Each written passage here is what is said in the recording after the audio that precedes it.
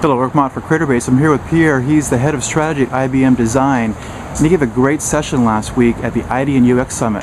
What are some key takeaways from that? Sure. IBM powers Fortune 500 companies, and so our software and solutions essentially help people who run those companies to be effective at doing their jobs. And so our job at IBM Design is to make sure that the software and solutions that we're offering them make them as productive and keeps them as engaged as possible. And so we've been investing heavily in the field of design thinking and user experience in the last couple of years at IBM. We've recruited hundreds of designers. We've set up design studios across the globe.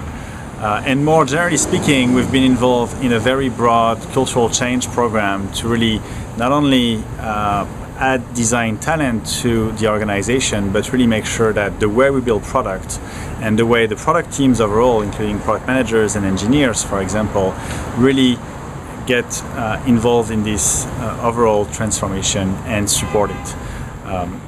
So we've been going at it on a project-by-project basis. We now have a number of projects coming out the door with their new release, like IBM Verse, for instance. But the genesis for those projects was probably a year or even more ago, when we brought those teams together and essentially helped them, train them, enable them, and activated them around applying design thinking and various user experience best practices to really think deeply about the needs of the users early on in their processes, so that it's not just an afterthought, but we are really thinking deeply early on about the needs of the users, so that when people get the finished product, it's actually satisfying their needs.